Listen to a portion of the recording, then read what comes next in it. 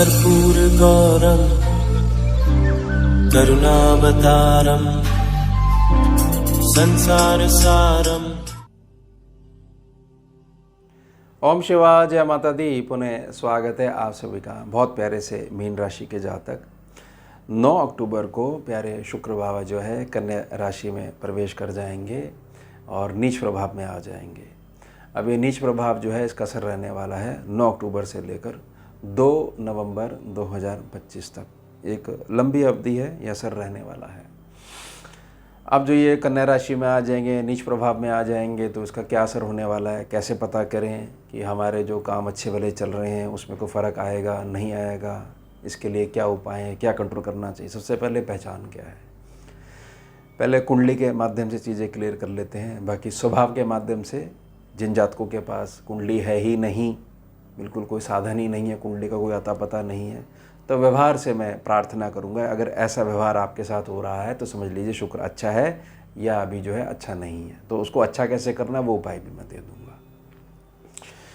आपकी लगन कुंडली में शुक्र जो है 12वें भाव में अगर बैठे हुए हैं, 12th सेक्शन में 12th हाउस में अगर बैठे हुए हैं, मीन राशि में अगर बैठे हुए हैं, दूसरी कंडीशन। तीसरी कंडीशन, शनि के साथ युति बना के बैठे हुए हैं या बुध के साथ युति बना के बैठे हुए हैं किसी भी भाव में।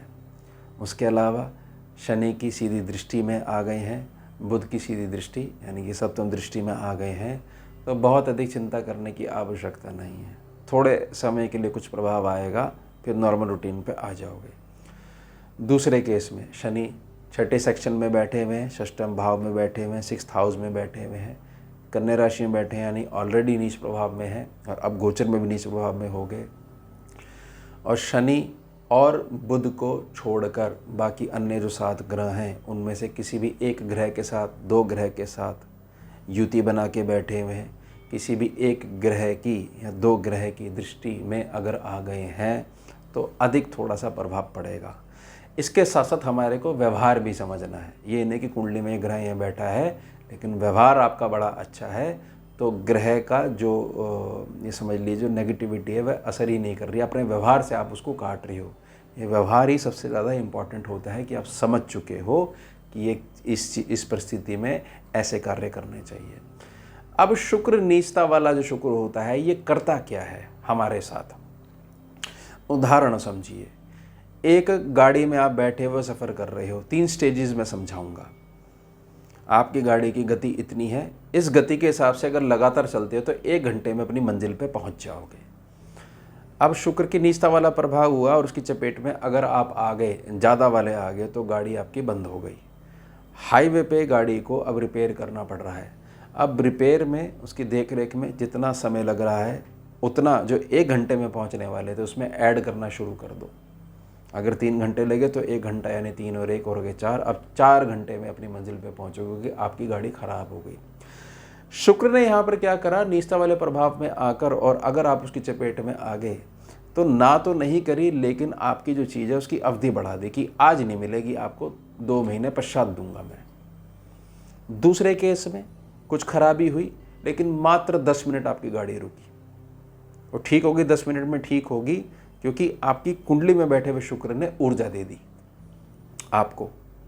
समझे कुंडली क्यों इंपॉर्टेंट है। गोचर में चीज़ तो आई, उसने प्रभाव दिया, लेकिन आपकी गाड़ी ठीक थी, आपकी जो असल जो चीज़ है वह ठीक थी, ज़्यादा फर्क नहीं हुआ। कुछ हो गया होगा, हीट इश्यू हो गया होगा, थोड़ी देर में 10 मिनट में ठीक होगी। 10 मिनट, 1 घंटा 10 मिनट में हम पहुँच गए, 1 सवा घंटे में हम पहुँच गए। ये चीज़ें हमारे को ज़्यादा नहीं चुभी, 4 घंटे से तो बहुत श्रेष्ठ है। अब कुंडली में भी ठीक है और व्यवहार में भी ठीक है। होगा क्या, शुक्र का प्रभाव ज़रूर पड़ेगा। अब गाड़ी में आवाज़ आने लग गई। अब यात्री ने टोका ड्राइवर को कि देखो, उसने मंद मुस्कुराहट के साथ बोला कि कोई दिक्कत वाली बात नहीं है, मेरा अनुभव है, कोई दिक्कत वाली बात नहीं है, आवाज़ थोड़ी देर में बंद हो जाएगी। और क्योंकि उसका व्यवहार भी बड़ा अच्छा है, मतलब क्यों, उदाहरण समझिए कि कुंडली के माध्यम से मैं समझाने का प्रयास कर रहा हूँ। व्यवहार क्या है कि व्यवहार में शुक्र बड़ा अच्छा है, तो जहाँ उसको मिला, हाईवे थोड़ा सा मिला, स्पीड लिमिट जो थी उसमें उसने गति थोड़ी सी खींच दी, भीड़ भाड़ वाले इलाके से बाहर निकल के, तो और जल्दी पहुँचा दिया। जहाँ 1 घंटे में पहुँचना था 50 मिनट में पहुँचा दी। ये हैं 3 स्टेजेस। अब आपकी कुंडली में शुक्र के पास 2 सेक्शन है। पहला है तीसरा सेक्शन उसके पश्चात है 8वां सेक्शन, यानी वृषभ राशि और तुला राशि तीसरे भाव में और 8वें भाव में। सीधे तौर पर एक ही प्रश्न उठता है कि क्या मैं जिस दिशा में मेहनत कर रहा हूँ, जिससे थोड़ा बहुत जो मेरी चीज़ें चलनी शुरू हुई थी, कुछ दिखने लगा था कि चलो अब कुछ तो मैं चैन की सांस ले सकता हूँ, क्या वो मेहनत सारी भंग होने वाली है? क्या काम नहीं आने वाला मेरे पास? क्या मेरी स्थिति जो है और अधिक बदतर होने वाली है, खराब होने वाली है? और मैं क्या वर्तमान में कुछ भी ऐसा नहीं कर पाऊँगा जब मैं भविष्य के प्रति कुछ चिंता जो है वो अपनी हटा सकूँ? या हमेशा जो है चिंता रूपी चिंतन जो है मेरा चलता ही रहेगा? हाँ, बिल्कुल चल सकता है और बिल्कुल हट भी सकता है, बिल्कुल कट भी सकता है। लेकिन आपको ध्यान बना के रखना होगा कि शुक्र नीच प्रभाव में आने के पश्चात आपको दिक्कत क्या देनी शुरू कर देता है, आपकी सोच क्या करनी शुरू कर देता है। डिले तो करता है चीज़ों को, तो हमने समझ लिया, आपका व्यवहार क्या करना शुरू कर देता है। अच्छा भला मीन राशि का जातक, अच्छा भला मीन लगन का जातक बड़ा अच्छे से चलता आ रहा था, अब 9 तारीख पास में आ रही है और उसके ऊपर शुक्र का प्रभाव पड़ रहा है, तो उसकी आदतों में क्या चीज़ें शामिल होने लग जाएंगी। सबसे पहले तो वो पास्ट की सारी नेगेटिविटी उठाकर वर्तमान में ले आएगा। समझे? शनि और बुध का रोल, शनि और बुध का रोल अगर नहीं है तो क्या क्या दिक्कतें आ सकती हैं। अब समझिए इसको। मेरे साथ किसी ने अच्छा नहीं करा, मेरा कोई सच्चा मित्र नहीं है, सब ने मेरे को यूज़ एंड थ्रो वाली पॉलिसी में ही जो है मेरे को जो है रखा है। अमुक व्यक्ति की मैंने उससे मदद करी थी, आज वो मेरे फ़ोन नहीं उठाता, मुझे पहचानने से इनकार कर देता है। मैंने उसको इतना पैसा दिया था, आज मेरा समय थोड़ा सा चल रहा है, वो मेरे से बात करना पसंद नहीं करते। ये सारी चीज़ें जो है मैं अपने जीवन में देख चुका हूँ। अब कुछ नहीं रहा मेरे जीवन में, जबकि अभी भी फ़िलहाल वो अच्छा भला जो है ठीक चल रहा है, लेकिन निराशा का भाव आने लगे कि शुक्र कमज़ोर होने लगे गोचर में, और अंदर भी उसके कमज़ोर हो रहे हैं, यानी कुंडली में भी कमज़ोर हैं, व्यवहार में भी कमज़ोर होते जा रहे हैं। अब बुध की भी पकड़ नहीं मिली तो जातक जो है मानसिक रूप से सबको गाली देता रहेगा। ज़्यादा होने लग जाएगी तो मुख से जो है अपशब्द बोलने लग जाएगा, हर जगह झगड़ा करेगा, कुछ सही नहीं है, ये शहर सही नहीं है, देश सही नहीं है, प्लैनेट ही सही नहीं है, मैं पता नहीं कौन से कर्म लेके यहाँ आ गया। ये है व्यथा, यह शुक्र नीच के कारण। अब ध्यान बना के रखने योग्य बात है कि कन्या राशि में आपके 7वें भाव पे कन्या राशि पड़ती है, शुक्र नीच जरूर है, लेकिन यहाँ पर सूर्य भी बने हुए हैं। 17 तारीख को ये मूव कर जाएंगे, आगे मूव कर जाएंगे, 8वें भाव में मूव कर जाएंगे, वो भी नीच प्रभावी हो जाएंगे जाकर तुला राशि में। इन्हीं का साइन है। हमारे जीवन साथी के ऊपर ना बहुत अधिक फर्क पड़ सकता है, क्योंकि ग्रह तो उसके भी हैं, उसकी भी कोई ना कोई राशि होगी। तो गोचर में शुक्र अगर वीक है तो किसी न किसी सेक्शन में उसका भी शुक्र बैठा होगा, हमारे जीवन साथी का, हमारे धर्म पत्नी का। तो मानसिक स्वास्थ्य और शारीरिक स्वास्थ्य उसका पीड़ित होने वाला है। अब हो सकता है वह कुछ आपको कहे, कुछ बात बोल दे, और अगर आपका भी शुक्र जो है आपने कंट्रोल करके नहीं रखा हुआ तो आप भी 4 बातें सुनाओगे। अब घर की जो लक्ष्मी, जो प्योर आपका शुक्र है, अब वह उसकी आत्मा दुख गई। बल्कि आप अगर उसको संभाल सकते थे तो वह चुप हो जाती, आगे कुछ बोल देती, कोई बात नहीं मैं बोल जाती हूँ, मेरी बातों को ऐसा मत लिए, काम का प्रेशर है।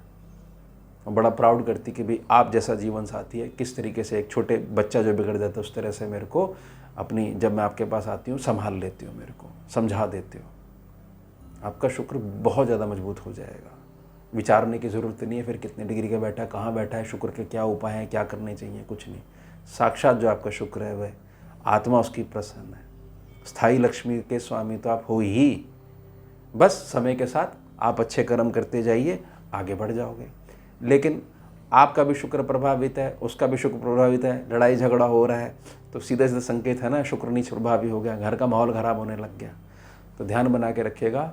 9 से 17 तारीख के मध्य आपकी मैंने आदतें भी बता दी कि ये चीज़ें होने लग जाएंगी। व्यर्थ का फ्रस्ट्रेशन, व्यर्थ का गुस्सा, सब चीज़ें गलत हो रही हैं, हमारी भावना में आ जाएगी। कोई ढंग से बात कर रहा है वो भी हमारे को शत्रु नज़र आ रहा है। शुक्र की नीचता का प्रभाव, घर वाले सब शत्रु नज़र आ रहे हैं। धर्मपत्नी के साथ बिल्कुल भी नहीं बिगाड़नी है, नहीं तो फिर कोई उपाय नहीं है। ये अब बता दो ऐसे हो गया तो क्या मेरा कोई निजी सम्मान नहीं है, मेरा वो नहीं है ना, आपकी जिम्मेदारी है आपकी धर्मपत्नी। बस ये बात याद रखिएगा।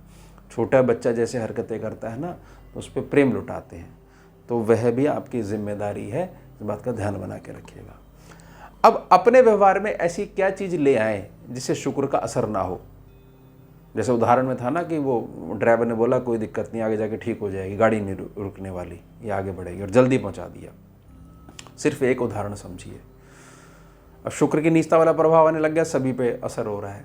ठीक है, आपने कोई आवश्यक कार्य की शुरुआत करनी है, बड़ा मेजर प्रोजेक्ट आपने छेड़ना है, तो सलाह लेने के लिए गए एक व्यक्ति के पास, उसका भी शुक्र जो है डामाडोल है। उसने डिक्लेयर कर दिया कि पिछले 30 सालों में मेरा अनुभव है कोई इस कार्य को नहीं कर पाया, मैं ही नहीं कर पाया, मैं बहुत बड़ा एक्सपर्ट हूँ, आप मेरे से बड़ा एक्सपर्ट थोड़ी हो, और मेरे पास आए पूछे मैं गलत थोड़ी बोलूँगा, तो शुभ चिंतक हूँ। तो ट्राई भी मत करना, हाथ भी मत लगाना, समय वेस्ट मत करना, जाओ कुछ और करो। अब अच्छे शुक्र वाला व्यक्ति की तो बात अलग हो जाएगी, लेकिन जो शुक्र से प्रभावित है, नीचता से प्रभावित है शुक्र की, वो हाँ में हाँ मिला देगा, बिल्कुल आपने तो बचा लिया मेरे को, मैं ट्राई ही नहीं करूँगा। और निराशा का भाव थोड़ा सा वहाँ से उठाकर अपने साथ ले आया और बैठ गया, हाथ जोड़ के बैठ गया कि कुछ करने की ज़रूरत ही नहीं है, तो हो ही नहीं सकता। अब शुक्र जिसका अच्छा है, रिएक्शन में अच्छा है, कुंडली में अच्छा है, फ़र्क तो उसके ऊपर भी पड़ रहा है, तभी तो सुनने को मिला ना कोई नहीं कर पाया। अब वो बोलेगा वाह, ऐसा मौका दोबारा थोड़ी मिलेगा, जो 30 साल में कोई नहीं कर पाया मैं करके दिखाऊंगा। अब जो मर्जी हो जाए, ज़मीन आसमान एक पाताल एक करना पड़ जाए, ये कार्य तो होके रहेगा, हर हाल में होके रहेगा। ये क्या है, स्वभाव का शुक्र उच्च, मैं करके दिखा दूंगा इस कार्य को। अब मैं प्लानिंग बनाता हूँ, किसी और विद्वान के पास जाके कुछ सलाह लेता हूँ, नहीं तो अभी ईश्वर से मैं प्रार्थना करता हूँ कि आप मेरा मार्ग बनाओ, ये कार्य तो मैंने हर हाल में करना है। स्वभाव के अंतर से ही पता लग गया, निराशा के भाव से ही पता लग गया शुक्र कैसा कार्य कर रहा है कुंडली में अब तक, और अब नित्य स्वभाव में आपने अपने शुक्र को कहाँ पर पहुँचा दिया है।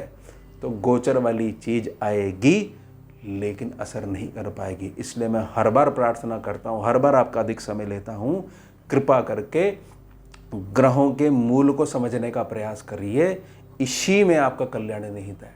आपको झट से पता लग जाएगा कि नहीं मेरा ग्रह यहाँ पर है और अमुक अगर ऐसा गोचर है तो मुझे ये चीज़ हो सकती है, अगर मैं ऐसा रिएक्शन अपना कर लेता हूँ तो मेरी चीज़ संतुलित हो जाएगी।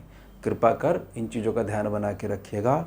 9 से 17 तारीख के मध्य मेरी विशेष प्रार्थना रहेगी। स्वयं को संभालिएगा, जीवन साथी को संभालिएगा, अपने कार्यों को संभालिएगा। तो यह हो गया हमारा उत्तम विषय। मिलते हैं आपसे अगले भाग में नए विषय के साथ। जुड़िए और जोड़िए। ओम शिवा, जय माता। भुजगेन्द्रहारं कर्पूरगौरं करुणावतारं